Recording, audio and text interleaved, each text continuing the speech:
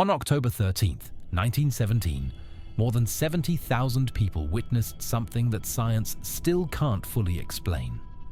The sun danced across the sky, changed color, seemed to plunge down toward the crowd, and then returned to normal. Newspapers of the time, including the skeptical O Seculo, reported the phenomenon. Photographs show people kneeling, gazing skyward in ecstasy and terror. But this is just a small part of the most extraordinary story of the 20th century. A story that began with 3 peasant children and transformed a small Portuguese village into the spiritual heart of millions of people around the world. Welcome to Sacred Roots, and today we're going to unravel the mysteries of Fatima. Portugal, 1917. While Europe was bleeding in World War I, the country was experiencing one of the most turbulent periods in its history. The Portuguese Republic, proclaimed in 1910, had implemented severe anti-clerical laws.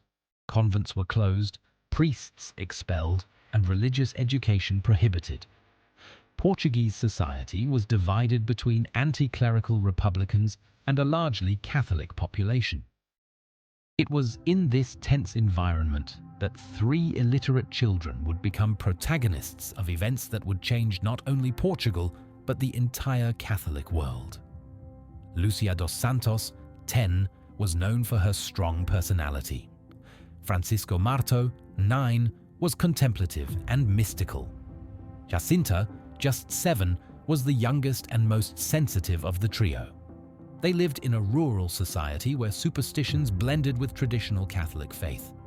No one could have imagined that these 3 little shepherds were about to become the most famous children of the century.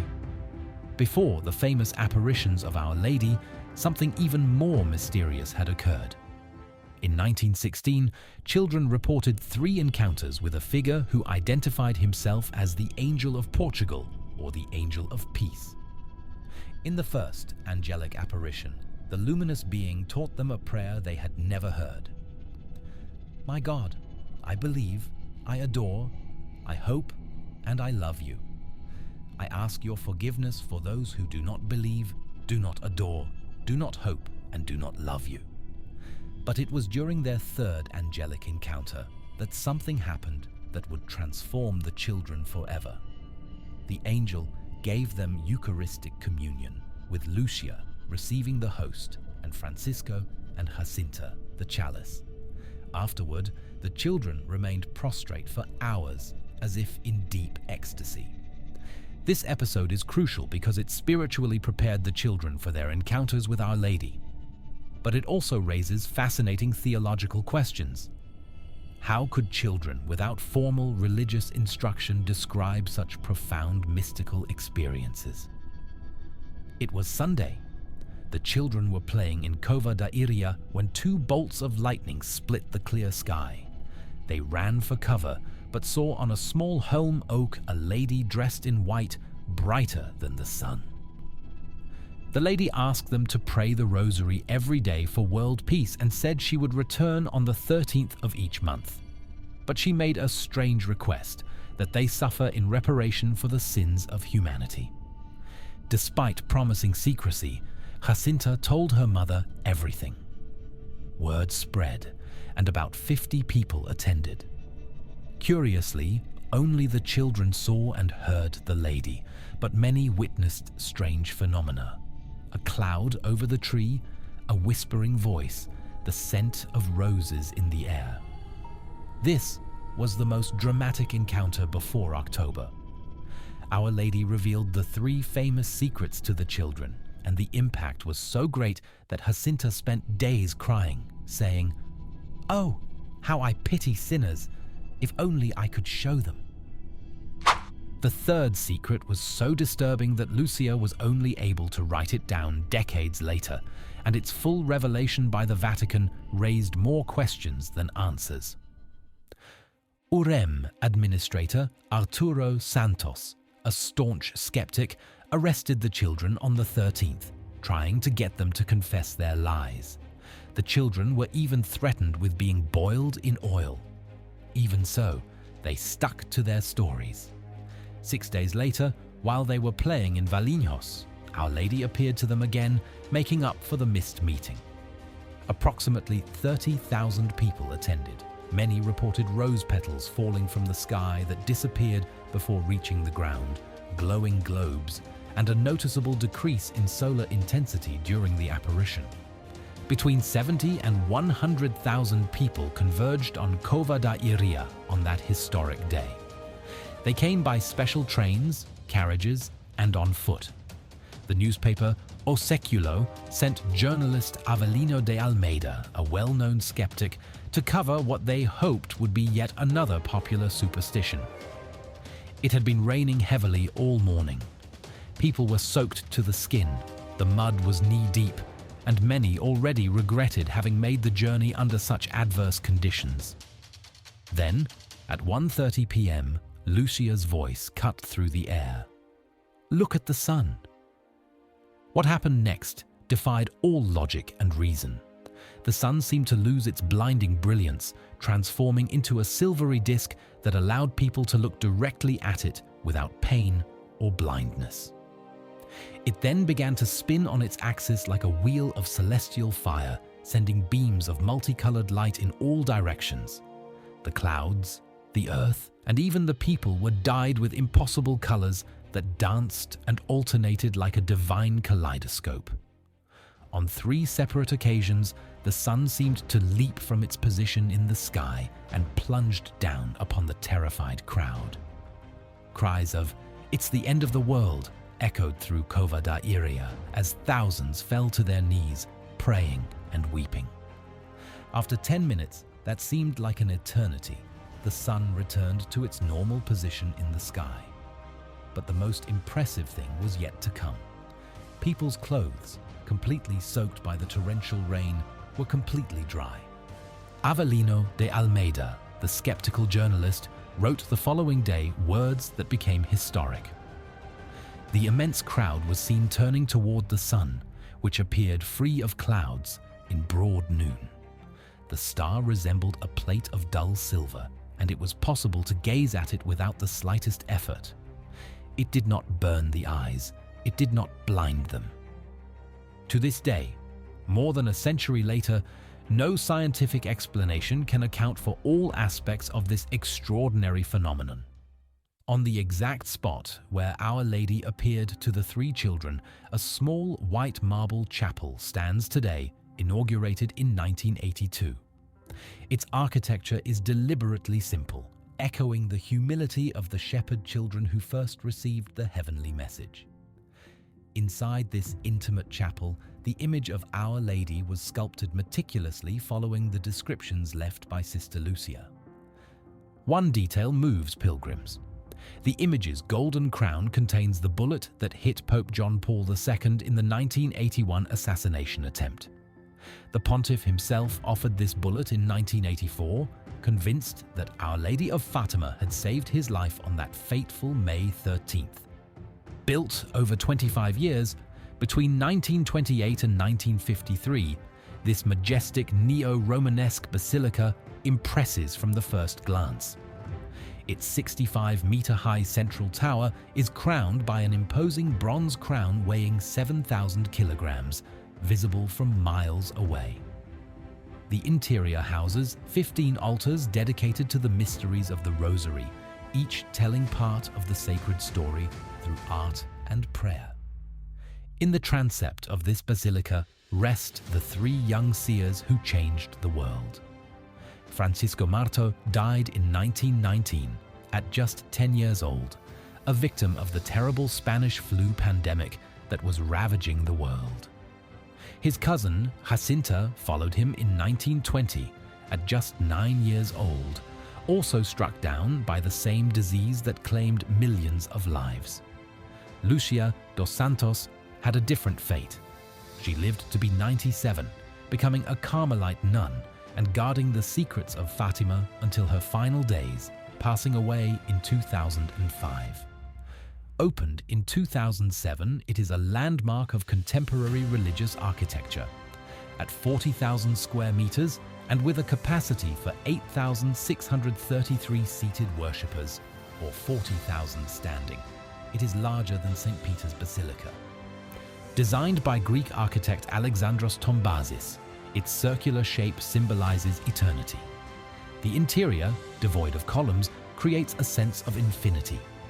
The 12 doors represent the apostles, and the 3,200 square meter glass wall allows natural light to bathe the altar throughout the day. On the facade of the Trinity Basilica, a mosaic by Marko Ivan Rupnik represents the Holy Trinity and connects the Old and New Testaments through 120 biblical figures on 3,200 square meters of surface area. Every year, millions of people converge on Fatima along ancient routes that have become veritable sacred paths. From Lisbon, the central Portuguese way winds through 330 kilometers of landscapes that have changed little since the time of the apparitions. Others choose the Coimbra way, following for 120 kilometers the same Roman road that connected the north and south of the country 2,000 years ago.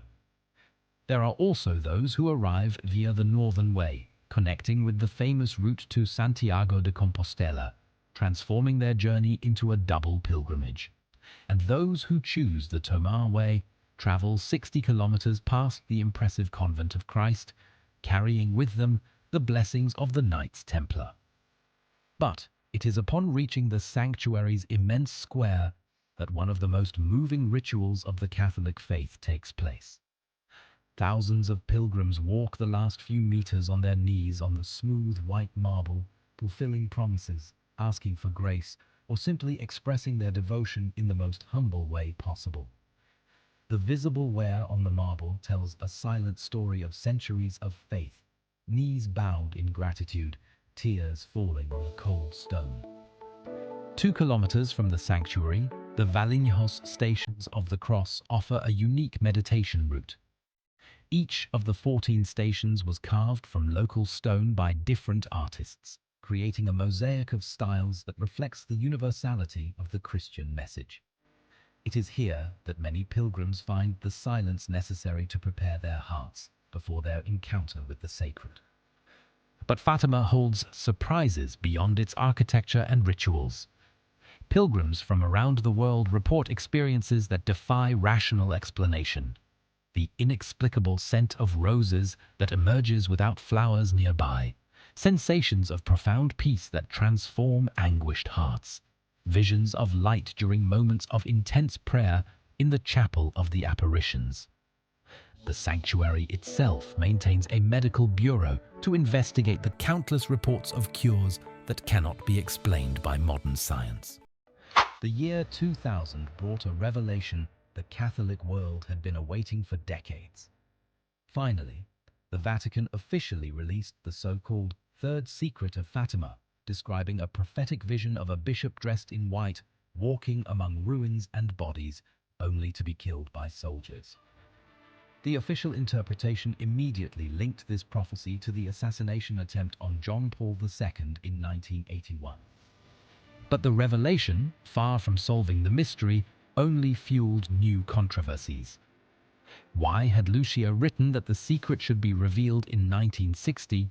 Because then it will become clearer. Some theologians point to subtle discrepancies between the seer's original descriptions and the text finally released by the Vatican. More traditional Catholic groups insist that the true secret refers not to the past, but to the crisis the Church would experience in the 21st century. Other mysteries remain unexplained. In 1972, the statue of Our Lady of Fatima wept for 101 consecutive days, a phenomenon witnessed by thousands of faithful and never scientifically explained. Prophecies about the conversion of Russia continue to generate heated debates about their actual fulfillment, and the promised era of peace remains a distant hope in a world still marked by conflict. Science has also attempted explanations. Atmospheric studies have sought to unravel the 1917 miracle of the sun.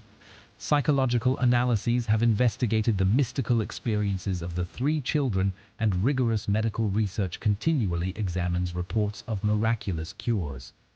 but each investigation seems to reveal only deeper layers of the mystery, as if Fatima held secrets that human reason is not yet ready to comprehend. The numbers alone are impressive.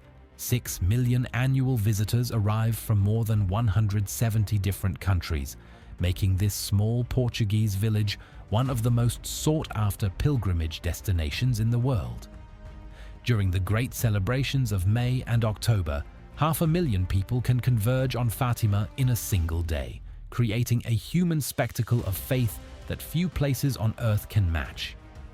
Every day, 15,000 candles are lit in the small chapel of the Apparitions, their flames flickering like whispered prayers in the wind. In the tower of the Basilica of the Rosary, a 3-ton bell marks the sacred hours, its bronze reverberating for miles like a call to prayer. The very origin of the name Fatima carries a fascinating story that connects Christians and Muslims in a narrative of conversion and faith.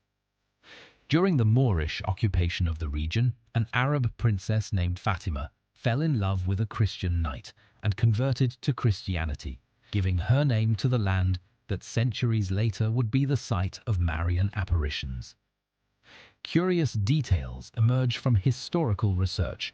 The apparitions always occurred exactly at solar noon, not according to clock time, demonstrating an intriguing astronomical precision. Francisco, the contemplative of the trio, never managed to hear Our Lady's words. He only saw her and prayed in silence, in a purely visual mystical experience.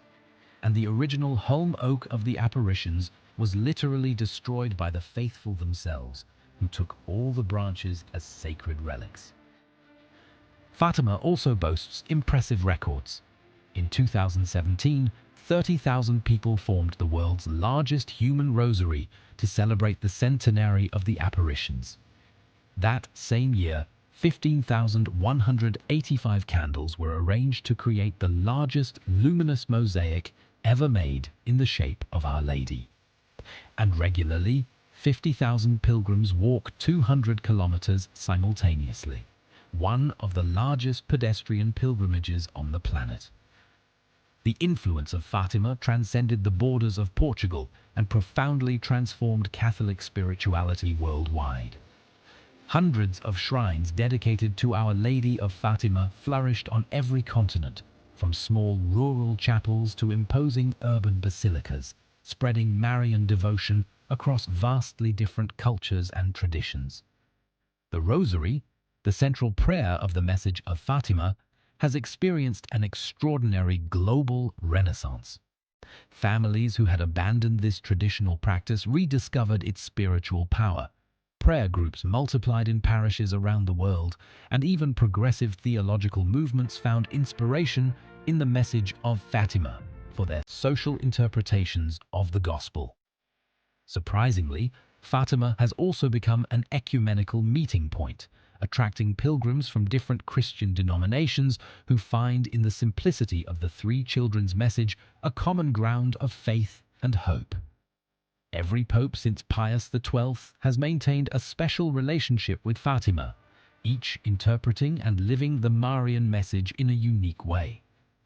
Pius XII consecrated the entire world to the Immaculate Heart of Mary during the horrors of World War II. John XXIII, still a cardinal, made his own pilgrimage before becoming Pope of the Second Vatican Council. Paul VI broke with tradition by becoming the first pontiff to visit Fatima in 1967, officially recognizing the worldwide significance of the apparitions. But it was John Paul II who established the most dramatic connection with Fatima. A survivor of an attack that occurred on the very feast day of Our Lady of Fatima, he made 3 pilgrimages to the shrine, offering the bullet that nearly killed him to the crown of Our Lady's image. Benedict XVI continued this papal tradition of devotion, and Pope Francis crowned the centenary of the apparitions by canonizing Francisco and Jacinta Marto in 2017, in a ceremony attended by 500,000 faithful. There are places in the world where time seems suspended, where the sacred and the human meet in an almost tangible way. Fatima is one of those places. Regardless of the faith we profess or the explanations we seek, there is something undeniable in the experience of millions of people who found in Fatima not just a tourist destination, but a personal transformation. Perhaps the true miracle of Fatima lies not in the reported supernatural phenomena, but in this place's continued ability to inspire hope, renew faith, and remind humanity that even in the darkest moments, light can still shine. What about you? Do you believe that some places possess a special energy, or that certain experiences transcend our current scientific understanding? This was another episode of Sacred Roots. If you've made it this far, leave a comment with which sacred place you'd like us to explore in the next episode. And don't forget to subscribe to continue with us on this journey through our world's most fascinating mysteries.